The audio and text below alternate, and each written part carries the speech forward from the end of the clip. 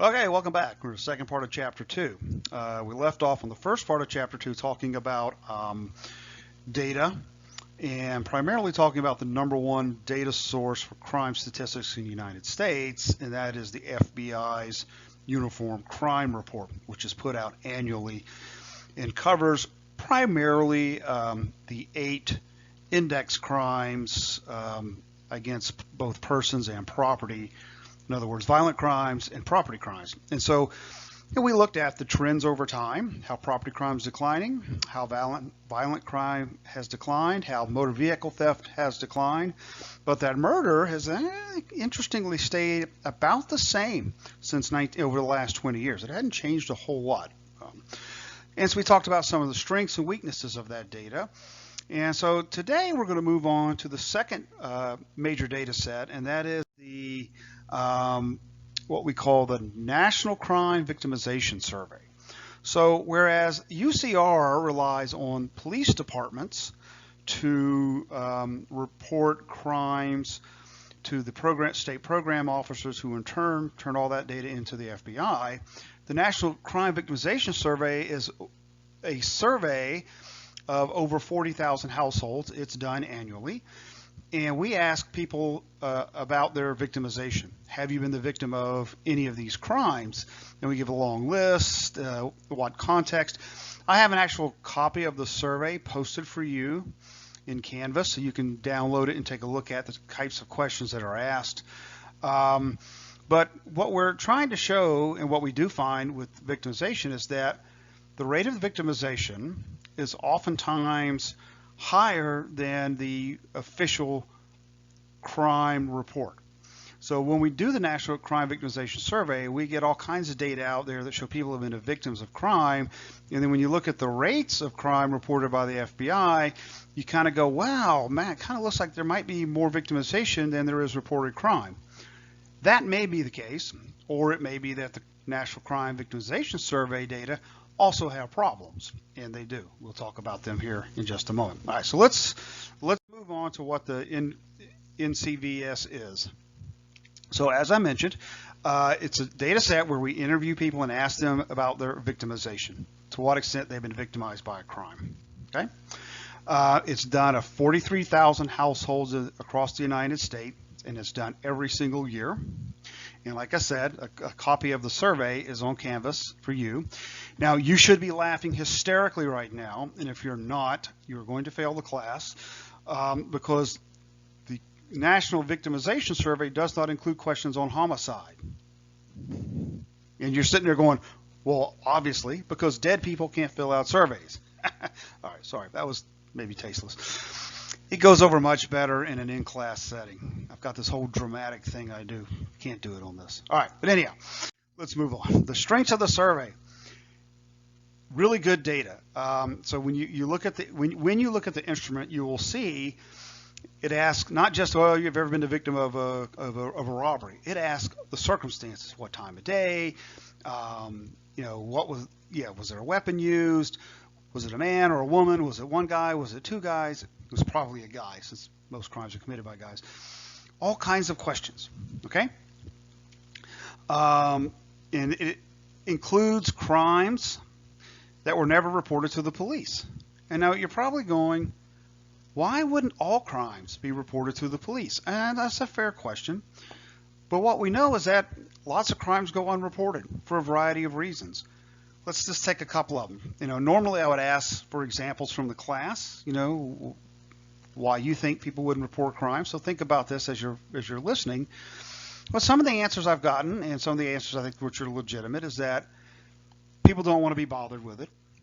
Number two, they might be afraid of retaliation if they take it to the police. Crimes tend to happen, bad crimes tend to happen in bad neighborhoods. Number three is they don't trust the police. And we will see when we read the Code of the Street, we set a couple of chapters out of that book, to what extent people in very low income neighborhoods, which have some serious crime issues, don't call the police. They tend to take matters into their own hand, hence the title of the book, Code of the Street, to handle situations that get out of crime that gets out of control. So and maybe the people who are the victims of the crime or maybe wanted criminals. And by calling the police, they're just drawing attention to themselves and their criminal activity, or maybe they have warrants. So there are a variety of reasons why people won't call the police because they've been the victim of a crime. Now, of course, the more serious the crime, the greater the probability they will call the police. Well, some of the weaknesses of this survey, though, are it's weaknesses of all surveys. So one of the big ones is that the Uniform Crime Report actually covers 29 different varieties of offenses if you combine both Part 1 and Part 2, although we didn't talk about Part 2 very much because there's not really good data on Part 2. But it's still out there. The NCVS only covers 7 offenses, and you will see those in the handout when you look at it. And I think one of the fatal flaws is that it relies on recall, and it relies on people's flawed memories, and the questions are detailed. It's not just, have you been the victim of a crime? Well, yes or no. No, they want to know all the circumstances, and people fill these things out, or they answer them over the phone, depending on which way it's administered. And that's asking a lot of people to be accurate with their recall of memory. And so maybe the victimization data aren't quite as reliable. Now that 1.2% in 2017, that was the victim of a violent crime, that equals, let's see if I can tape this in here, 3.8. Oh, this is going to be awful. 3.8, that little bigger dot in there. This is supposed to be a big M. Million people. Okay? It's actually probably a little bit higher than that because it's actually only people over the age of 12. So roughly almost, think about it, almost 4 million people in 2017 of this country were the victim of a violent crime. And 4 million people is about the size of the city of Houston, Texas. So we're looking at a lot of people, All right, let's move on now. Let's talk quickly about the last source of data, and it's pretty rare, but we'll at least mention it. And these are self-report surveys. I worked on one of these once. It was in 1991. I was a graduate student at LSU, and I was working on a project that was the East Baton Rouge Parish Sheriff's Office was doing a drug survey. And they were in a survey of to what extent people used drugs, bought drugs, or sold drugs. And frankly, I was getting paid, and it was a telephone survey, and they were explaining to me how they were doing this, and I was just sitting there thinking, there's no way on God's green earth anybody's going to be dumb enough to tell some stranger over the phone about their drug use. And there's also some questions about drinking and driving and other illegal activities. But hey, it was summer. It was a summer job. I was getting paid. My wife and I had only been married for a year. We needed the money, so I did it. Lo and behold, I did that survey, and not only were people willing to tell me about all of their bad and illegal behavior, I literally had a guy try to sell me drugs during the survey. He was like, "Oh man, yeah, I use weed, and yeah, hey, if you need some, man, you got my number now. You call me, okay? You call me because I can get you good weed. I get you the best stuff." I'm just sitting there going, "Nah, it's okay. I don't need any weed."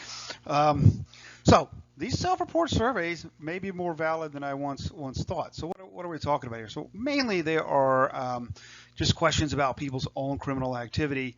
They're very limited in scope. Mainly they apply to juvenile delinquency.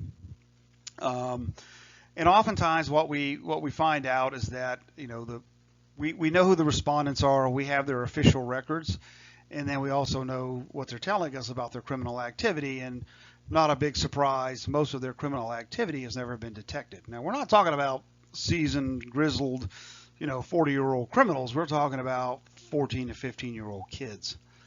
And so, but there are some weaknesses here, and why these self-report surveys aren't done that often is that that we usually only ask about delinquency. It's usually done through schools, through elementary school. Not elementary, usually secondary schools, high schools, maybe middle school, and it typically misses the most serious offenders. Why? Because they're not in school. They're usually in alternative school who have been suspended. So we don't really do much with the self-report surveys, but they are out there. There is one major data set. It's called the Adolescent Health Study. It's done every year. It's a very good data set, and it asks lots of questions about kids' deviance, more so than criminality, how often they cut school, smoke pot, drink, cheat on a test, all those kinds of things that you would expect to ask of 14, 15, 16-year-old kids. How about about their sexual behavior? Dr. Ecker, who teaches a family class, has used that data set to study that. But yeah, so it is a very good data set, but it's a rare data set in a field, and it's not nearly as well known as the Uniform Crime Report is. All right, let's talk quickly about the characteristics of criminals. We'll look at their age, their gender, their social class, and their race. All right, so let's talk first about race in the United States. This big area here, 77%, this is white, and they may also be Hispanic. We're not talking about ethnicity here, we're just talking about race. These are people who consider themselves to be white, about 77% of the population. 13% roughly are African American. 6% are Asian. Asians are the fastest growing group in the United States. And then 3% or 1% are mixed races or other race, such as maybe Native American. If we skip down next to ethnicity, Hispanic ethnicity, there are many ethnic groups in the United States, but Hispanics are the only one which have a significant presence in terms of overall population. So about 18+% of the population right now is considered Hispanic, and about 83-ish% is not. And this Hispanic group may include people who also consider themselves to be white, or consider themselves to be black and Hispanic, or just Hispanic and Hispanic, if you want to look at it that way. But I show you these distributions so that you'll give you a sense of the crime rates. If we look at arrest rates. So if there was no relationship between race, ethnicity, and criminal arrest, what we should find is that about 17% of the people arrested are Hispanic, about 77% are white, and about 13% are black. But that's not what we find. This is a chart of arrest of major and minor crimes. Anything you see that is in red, a number that it's in red, we call that, that red basically means a statistically significant difference. And what that means is that the group itself is way overrepresented in the arrest category. So for example, blacks make up about 13% of the population, but about 51% of people arrested for murder or non-negligent manslaughter. About 28% for rape, etc. So pretty much all of the major crimes here. We're going to get to the question as to why this might be the case.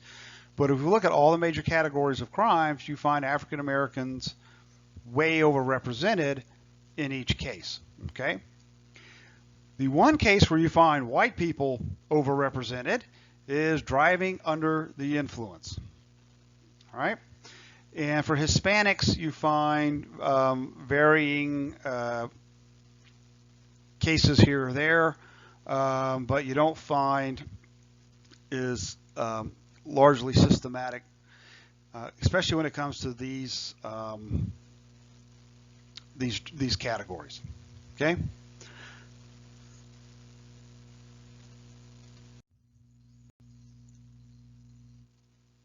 So African Americans are overrepresented. They make up about 30% of all arrests overall, and about 12% of the population, 12 to 13%. Half of black men who are urban, from urban areas, have been arrested at least once in their lives, compared to 14% of white males in this country.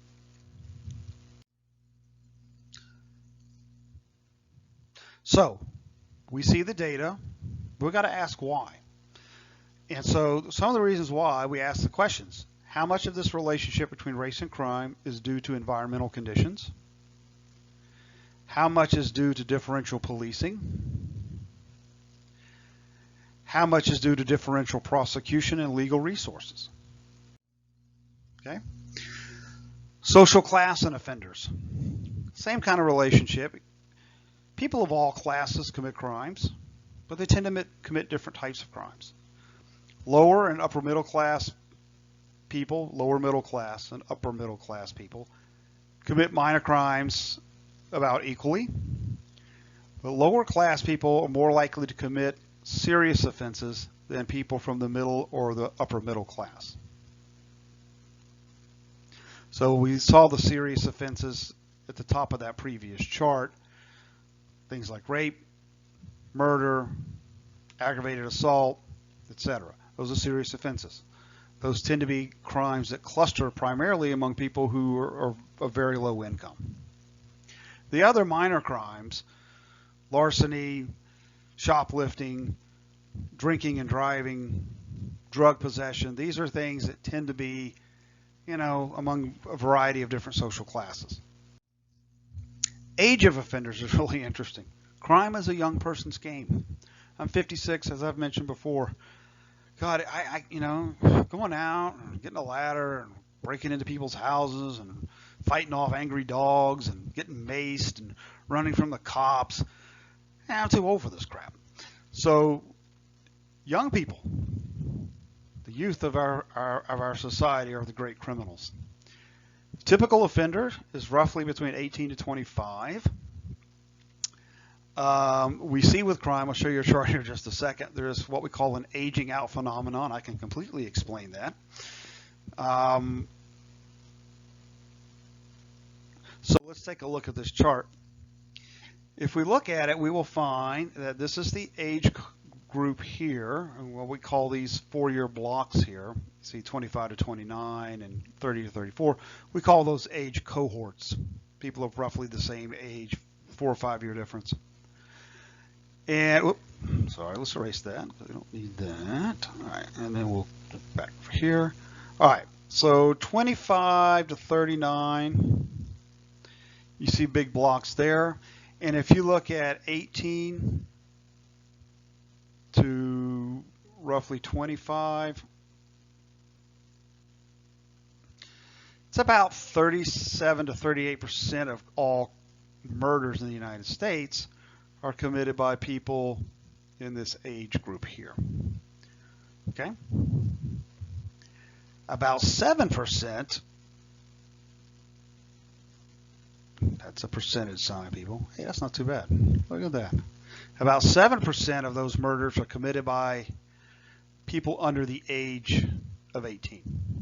All right. Now, I mentioned earlier that most crimes, delinquency is important because a lot of crimes, most crimes are committed by juveniles, and that's true. But most crimes means everything, the minor, the vandalism, the petty stuff, the shoplifting, in addition to the murder, etc. Now, it's not true that most juvenile delinquents commit murders. That is not true. We flip over here to look at robbery. We see about the same thing. You can't see this here, but basically between 18 to 25-year-olds here in this group, about 36% of all robberies are committed by people in that group. And you see, again, a robbery includes a weapon, okay? It's taking of something by force, and it typically involves a weapon. So among juveniles here, we have a pretty good 7 plus 11. It gives you 18, almost 19% of all robberies, roughly, are committed by juveniles, people under the age of 18. Here's also sort of an interesting statistic. If you look at the 25 to 34 group, you get about 29% of murders are committed there. And then you see this aging off effect. You see as we go up the chart in terms of age, we see a decline in the percentage of murders and the percentage of robberies. Like I said, once you get to my age cohort, 55 to 59, you're not going out and robbing people. 1% of robberies are done by this group. You may decide to murder a couple of people, understandably at times, but you're probably not going to go out and rob anyone. All right, so there's crime by age. Gender. Well, yeah, I've already mentioned this. Basically, crime is a man's game. Not to say that women can't do it and be good at it, but the data show about a 4-to-1 ratio. Okay, it's just you divide, 400% increase in the crime rate when you cross the line from female to male. Some people suggest that it's narrowing a little bit, that there's more female-related crime, and that's probably true. But they tend to be concentrated crimes. They tend to be white-collar-ish kind of crimes, fraud, financial fraud, embezzlement from work, and drug possession is one that tends to get women.